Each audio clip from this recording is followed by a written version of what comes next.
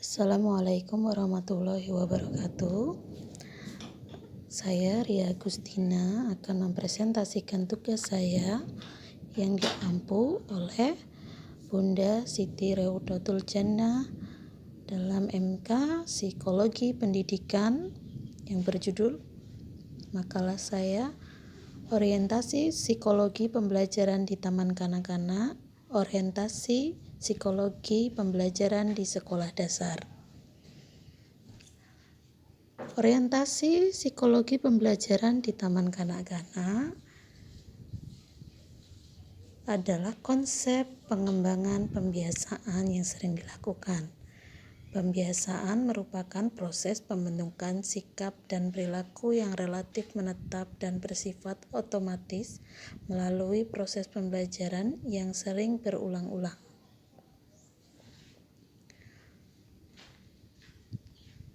Sikap atau perilaku yang menjadi kebiasaan mempunyai ciri-ciri sebagai berikut. Perilaku tersebut relatif menetap.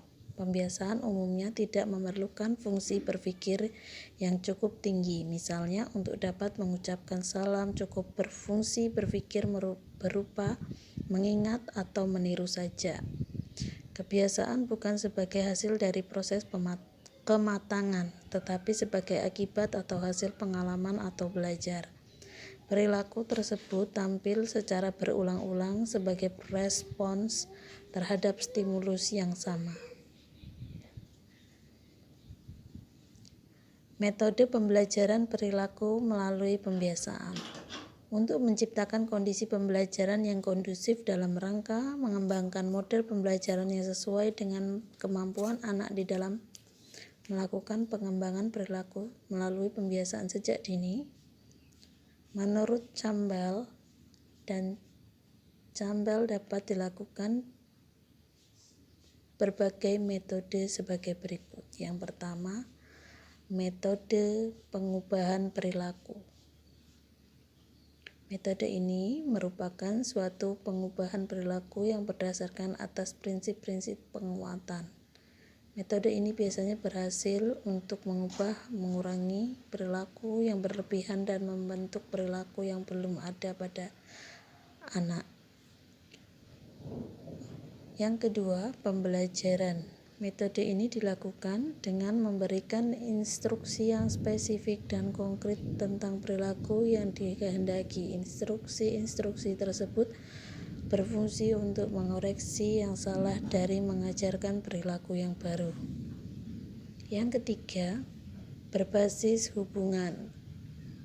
Metode ini digunakan untuk membantu menciptakan suasana yang mendukung untuk dapat menjadi proses belajar.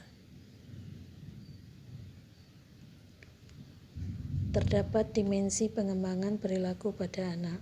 Ada beberapa pengembangan dimensi perilaku pada anak, yaitu pengembangan perilaku moral,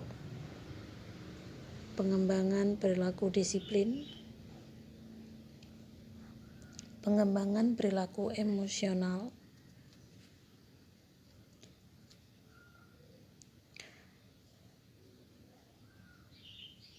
dan yang kedua dari makalah saya adalah orientasi psikologi pembelajaran di sekolah dasar. Orientasi itu adalah peninjauan guna menilai sikap, arah tempat, dan sebagainya yang tepat dan benar, pandangan yang mendasari pikiran, perhatian, dan kecenderungan.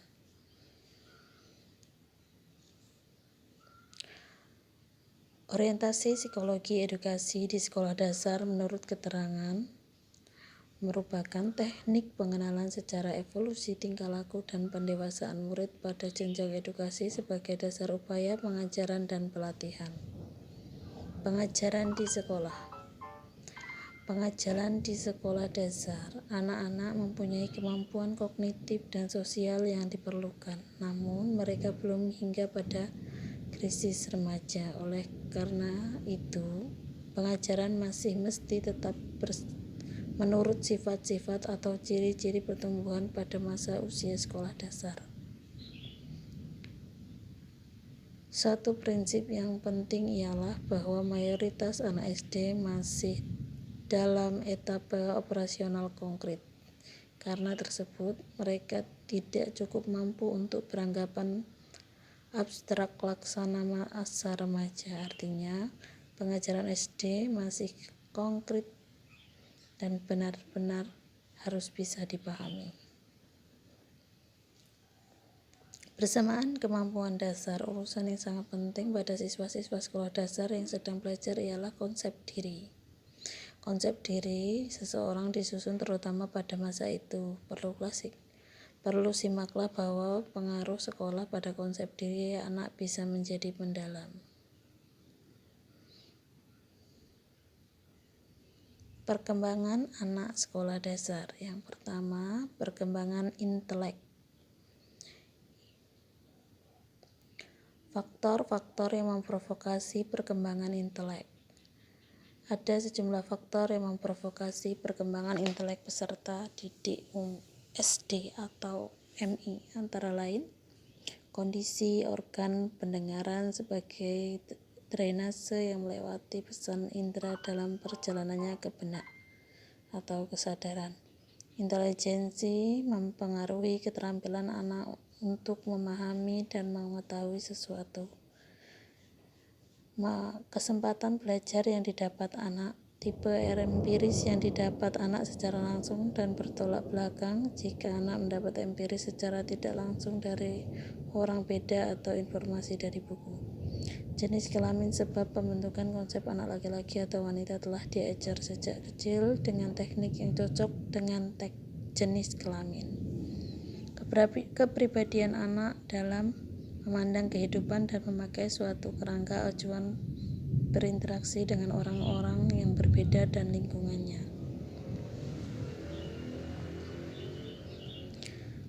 Tahap kedua, tahap pertumbuhan kognitif. Pada anak umur SD, mereka merasakan tahap-tahap yaitu A. Konkret operasional umur 7-11 tahun. Pada masa ini, anak sudah dapat melakukan sekian banyak macam tugas, mengkonservasi angka melewati 3 macam operasi, yaitu negasi sebagai keterampilan anak dalam memahami proses yang terjadi, salah satu kegiatan mengetahui hubungan antara keduanya. B. Resiprokasi sebagai keterampilan untuk menyaksikan hubungan timbal balik identitas. Yang C. Identitas dalam mengenali benda-benda yang ada. Tahap pertumbuhan kognitif yang B adalah formal operasional umur 11-12 tahun. Pada fase ini, anak telah dapat berpikir abstrak, hipotesis, dan sistematis tentang sesuatu yang abstrak dan memikirkan hal-hal yang bakal dan barangkali akan terjadi. Perkembangan afektif. Erikson mencetuskan teori pertumbuhan afektif yang terdiri atas 8 tahap, yaitu pertama, kepercayaan dasar, 2, autonomi, 3, inisiatif, 4, produktivitas, 5, identitas, 6, keakraban, 7, generasi berikut, 8, integritas. Perkembangan minat anak SD. Minat adalah kekuatan yang mendorong anak guna memperhatikan, merasa tertarik, dan ingin senang terhadap sesuatu sehingga mereka ingin melakukan kegiatan tersebut. Minat terdiri dari 2 aspek, aspek kognitif dan aspek afektif. Minat pada anak diprovokasikan oleh 2 hal, faktor personal dan faktor intuisional. Minat anak SD pada sesuatu lazimnya tergantung pada sejumlah hal, yaitu kemampuan anak terhadap pekerjaan tersebut, karakter setiap anak, suasana hati atau mood. Perkembangan sosial.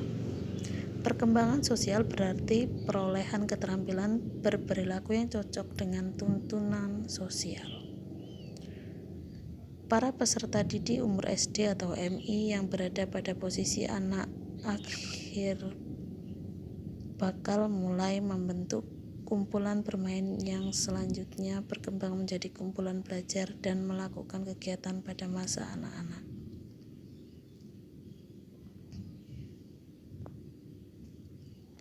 Peranan kelompok dan permainan. Pada masa anak akhir, kumpulan atau geng anak memegang peranan penting dalam pertumbuhan sosial. Pengaruh kumpulan terhadap sosialisasi anak dilaksanakan dalam urusan yang pertama, membantu anak bergaul dengan rekan sebaya, yang kedua, membantu anak mengembangkan kesadaran yang rasional, tiga, mempelajari sikap sosial yang pantas melewati pengalamannya, empat, membantu kemandirian anak dengan teknik memberikan kepuasan emosional.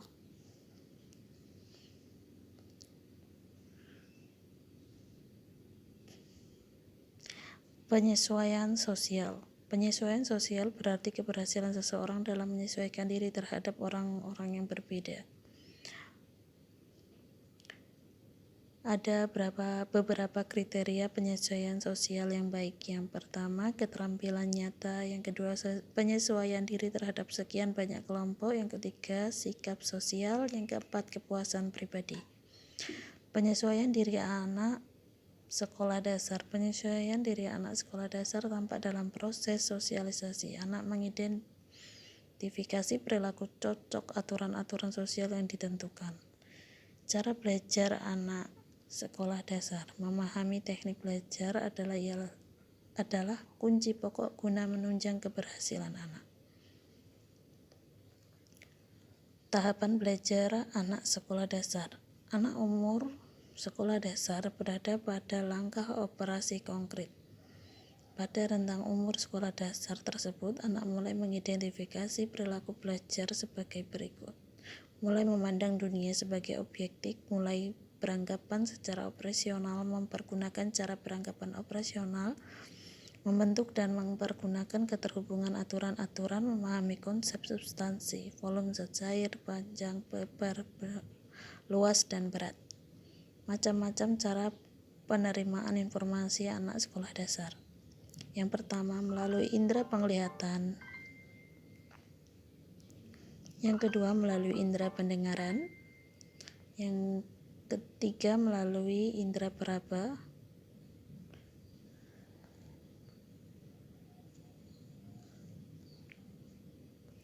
Dan yang terakhir, kesimpulan.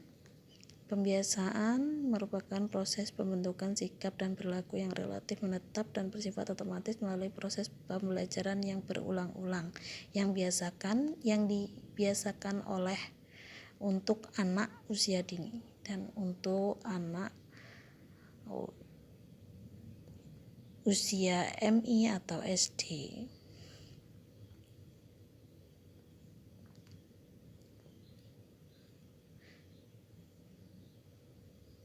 Pendewasaan murid pada jenjang edukasi sebagai dasar upaya pengajaran dan pelatihan. Ada 3 teknik seseorang anak menerima informasi, yaitu melalui indera penglihatan, pendengaran, dan indera peraba, yang bisa mengembangkan ilmunya melalui 3 indera tersebut. Terima kasih. Wassalamualaikum warahmatullahi wabarakatuh.